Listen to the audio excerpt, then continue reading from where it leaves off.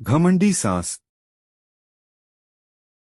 गांव का नाम था सौराजपुर, जहां लोग एक दूसरे के सुख दुख में साथ देते थे। गांव की सबसे प्रतिष्ठित परिवार में शांति देवी रहती थीं। उनका परिवार काफी संपन्न था और शांति देवी को इस बात का बेहद घमंड था। गांव के हर घर में उनका नाम सम्मान से लिया जाता था, लेकिन उनके घमंड और कठोर स्वभाव के कारण उनके घर में माहौल कुछ और ही था। शांति देवी की दो बेटियां थीं जो अपनी शादी के बाद अपने अपने ससुराल जा चुकी थीं। लेकिन उनका इकलौता बेटा रमेश, जो उनके दिल के बहुत करीब था, अभी भी उनके साथ रहता था। रमेश पढ़ा लिखा और समझदार था। उसने शहर में नौकरी करते हुए अपना अच्छा नाम कमा लिया था। अब समय आ चुका था कि रमेश की शादी हो और शांति देवी ने अपने बेटे के लिए एक साधारण और सीधी सादी बहू का चुनाव किया। सुमन एक गरीब परिवार की लड़की थी, लेकिन उसका स्वभाव बहुत सुलझा हुआ और सौम्य था। जब शांति देवी ने सुमन का हाथ अपने बेटे रमेश के लिए मांगा, तो सुमन के माता पिता ने यह रिश्ता खुशी खुशी स्वीकार कर लिया। शादी हो गई और सुमन रमेश के घर आ गई। शांति देवी को लगा था कि एक गरीब घर की लड़की मेरी हर बात मानेगी और कभी कोई शिकायत नहीं करेगी।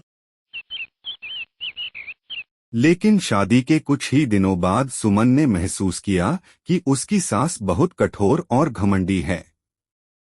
शांति देवी उसे किसी भी बात पर तुरंत डांट देती, चाहे वो रसोई में काम करे या घर के अन्य कामकाज में मदद। सुमन को हमेशा ताने सुनने पड़ते। तुम गरीब हो, तुम्हें अच्छे घर में काम करने की समझ नहीं है और तुम कभी मेरी बराबरी नहीं कर सकती। सुमन का स्वभाव शांत था। वह चुपचाप सास की बातें सुनती और अपने कर्तव्यों को निभाती रहती। रमेश जानता था कि उसकी मां सुमन के साथ अच्छा व्यवहार नहीं करती, लेकिन वह मां की इज्जत करता था और इस बात को अनदेखा करता रहा। लेकिन धीरे धीरे सुमन के मन में सवाल उठने लगे। क्या यह मेरे जीवन का सच है? क्या मुझे अपनी सास के ताने और कठोर व्यवहार के साथ पूरी जिंदगी गुजारनी पड़ेगी? सुमन ने यह समझ लिया था। अगर मुझे इस घर में जगह बनानी है तो मुझे अपनी सास की कठोरता का सामना धैर्य और प्रेम से करना होगा। उसने घर के कामों में और भी ज्यादा मेहनत शुरू कर दी। वह रोज सुबह सबसे पहले उठती और पूरे घर की सफाई करती। रसोई में जाकर सास के पसंदीदा व्यंजन बनाती और जब शांति देवी उसे डांटती तो वह बिना कुछ कहे चुपचाप सुन लेती। वक्त के साथ शांति देवी ने सुमन के कामकाज की कुशलता देखनी शुरू की। उन्हें अब यह समझ में आने लगा, सुमन सिर्फ एक सीधी सादी लड़की ही नहीं, बल्कि एक सुघड़ और समझदार बहू भी है। लेकिन उनके अंदर का घमंड अब भी कम नहीं हुआ था।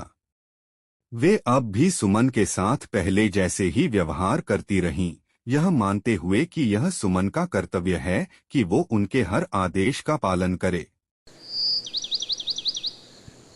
एक दिन गांव में एक संत आए, जिनकी प्रवचन सुनने के लिए गांव वाले बड़ी उत्सुकता से इकट्ठा हुए।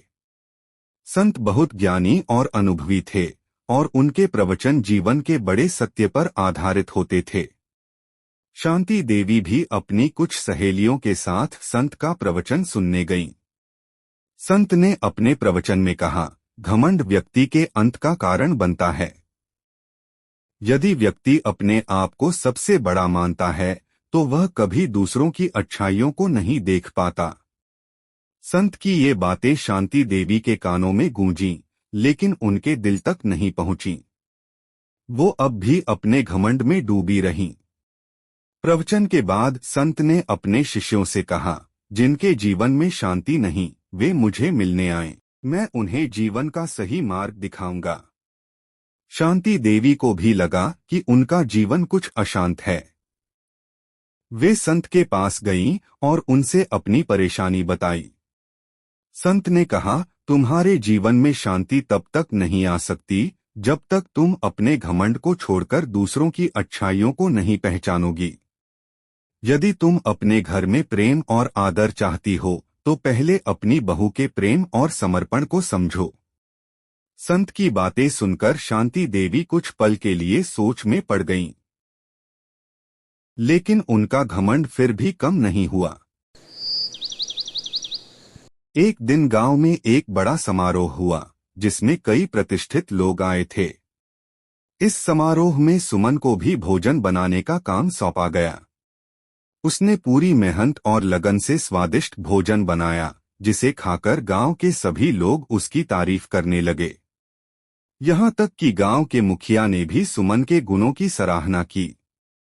शांति देवी ने यह सब सुना, लेकिन अब उनके अंदर एक अजीब सी बेचैनी हो गई थी। वो सोचने लगी, जिसको मैं हमेशा छोटा समझती थी, उसी की अब इतनी तारीफ हो रही है। शांति देवी को अपनी गलती का एहसास होने लगा, लेकिन उनका घमंड अब भी उन्हें अपनी बहू से माफी मांगने से रोक रहा था। समय बीतता गया, लेकिन सुमन का सास के प्रति व्यवहार हमेशा विनम्र और आदरपूर्ण रहा। धीरे धीरे शांति देवी ने सुमन के प्रेम और समर्पण को महसूस किया। एक दिन जब शांति देवी बीमार पड़ गई तो सुमन ने उनकी सेवा में कोई कसर नहीं छोड़ी। उसने रात दिन सास की देखभाल की और उन्हें ठीक करने में अपना पूरा समर्पण दिखाया। शांति देवी के दिल में अब सुमन के प्रति सम्मान और प्रेम जाग गया था। उन्होंने महसूस किया कि मेरी बहू सच्चे दिल से मेरा सम्मान करती है और मैंने उसे हमेशा गलत समझा।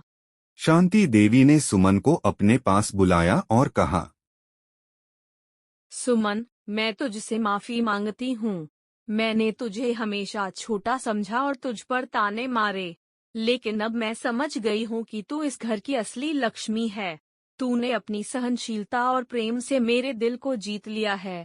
सुमन ने अपनी सास से कहा, मां जी, मैंने जो कुछ भी किया वो मेरे कर्तव्य थे। आप मेरी सास नहीं, मेरी माँ है और माँ बेटी से माफी नहीं मांगती। शांति देवी का घमंड पूरी तरह से टूट चुका था और अब उनके घर में सुमन के प्रति प्रेम और आदर का वातावरण था। रमेश भी अपनी पत्नी की समझदारी और सहनशीलता से बेहद खुश था। गांव में भी अब शांति देवी और सुमन की जोड़ी की तारीफ होने लगी थी। इस तरह सुमन ने अपने धैर्य और प्रेम से न केवल अपनी सास का दिल जीता, बल्कि पूरे गांव में अपनी पहचान बना ली। सच्चा प्रेम और समर्पण किसी भी कठिन परिस्थिति को बदल सकता है। घमंड चाहे कितना भी बड़ा क्यों न हो, अंततः प्रेम और सहनशीलता के सामने उसे झुकना ही पड़ता है।